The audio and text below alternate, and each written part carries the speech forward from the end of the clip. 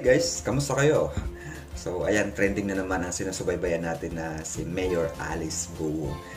Siyempre marami sa atin na nakakaalam at pwede rin marami pang hindi nakakaalam. So sa mga hindi nakakaalam, si Mayor Alice Guo ay siya yung laging laman sa hearing ng Senado at siya yung Bamban Tarlac Mayor Alice Guo.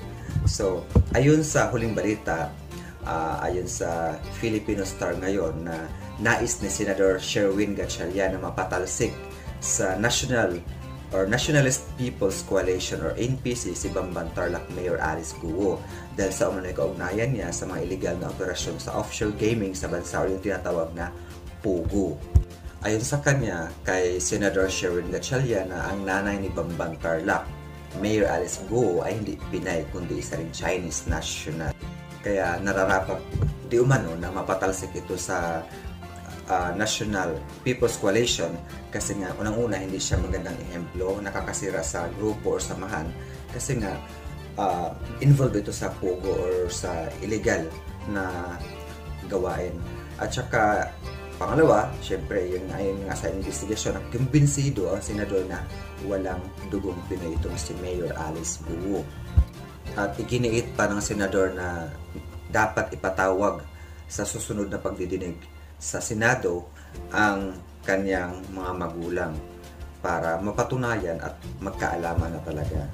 Kung mapapansin nyo sa mga balita, every time na during hearing, sa mga video mapapanood nyo at pag pumunta kayo sa mga comment section, eh nandun talaga yung mga viewers or mga taga-subaybay kay Mayor Alice Guo na gigil na gigil.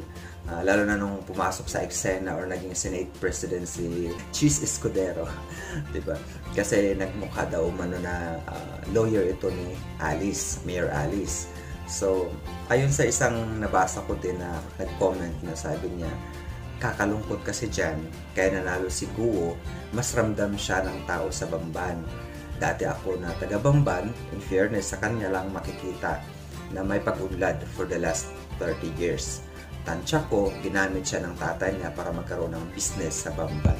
So, maaaring yun ang dahilan kaya nanalo siya. Pero syempre, based sa mga investigation at sa mga nabasa natin comment, na syempre dahil na rin sa mga kanyang mga backer, dahil sa influensya or mga tao na tumutulong sa kanya nung tumakbo siya sa Bamban Tarlac o nung panahon ng pag-file niya ng candidacy hanggang sa pagkapanalo niya. Malaking tulong yung mga bigating tao sa politika para manalo siya o maupo bilang mayor. At alam nyo ba guys, dahil nga trending ngayon o sa Twitter na itong si Mayor Alice Guo na sinasabi dito sa mga nagko-comment or nagpo-post na aalamin ng Senado ang protector Tarlac Mayor Alice Guo. Kaya doon na magkakaalaman kung sino talaga ang protector ng mayor na ito. May nabasa ako sa isang news sa Pilipinas Today na sabi, ipinagtanggol ni dating presidential spokesperson Harry Roque si Bamban Tarlac Mayor Alice Guo, kung saan diretsahang tinanong nito si Senador Risa Hontiveros na tinatawag na abogado na Hontivirus kung ano umano ang tunay na motibo sa investigasyon ng Senate panel laban sa alkalde. Sabi niya, anya ni Harry Roque, so ibabalik ko po ang tanong sa ating mga politiko, no? Lalo na kay Senator Hontivirus. Ano ba talaga ang dahilan na ikaw ay nag-iimbestiga in aid of legislation? Hanga naman po ako kay Mayor Alice Guo kasi naintindihan ko ang kanyang pinagdadaraanan. Kinokonsidera ko na parang underdog masyado itong si Alice Guo na parang binubuli ng ating mga politiko. At ayan sa baba, may mga ilan na mga nagko-comment na pasok Alice Guo supporters. Hahaha. Mas sinabi pa itong FY. Tapos yung sa kasunod naman sabi, kayo po, ano po ang dahilan nyo to say this? So, mahalata mo talaga na maraming gigil, di ba? Kasi parang kagaya ng ginawa din ni Senate President Chis Escudero na ayon sa mga post or sa mga balita na nagmukha daw itong nagpakaabogado daw ito. So hindi naman natin masisisi yung mga tao kasi nga gigil nga sila dito sa sinusubaybayan na hearing sa Senado, no? At ayun naman sa interview kay Senator Loren Legarda guys na sinabi nito bilang isang national security practitioner mula pa noong 1992 ay sinabi niya na malamang hindi isolated ang seryosong issue laban kay Bamban Mayor Alice Guo. Kaya nag-trending ito, usap-usapan talaga sa Pilipinas kasi nga ayon naman sa isang balita dito sa DZAR 1026 SMNI Radio Manila na maaaring silipin ang Commission on Elections or COMELEC ang isinumite na Statement of Contributions and Expenditures ni Bamban Tarlac Mayor Alice Guo. Kung nasubaybayan nyo talaga guys yung Senate hearing patungkol kay Mayor Alice Guo, na sinasabi niya dati na ang kanyang nanay ay dating katulong. Una pa nga hindi niya kilala, tapos hanggang sa sinabi niya na si Legal ang pangalan ng kanyang nanay. Pero ayon kay Hontiveros na Hontiveros shows paper linking Guo and Lin Wenyi. Ito si Lin Wenyi ay ito yung laging kasama ng tatay ni Mayor Alice Guo ng travel. Tapos sabi naman ni Senator Gatchalian na malaking posibilidad na ito ang kanyang biological mother, which is hindi Pinay kundi walang dugong Pinoy. Ito ay Chinese talaga. So ibig sabihin hindi Filipino si Bamban Tarlac Mayor Alice Guo.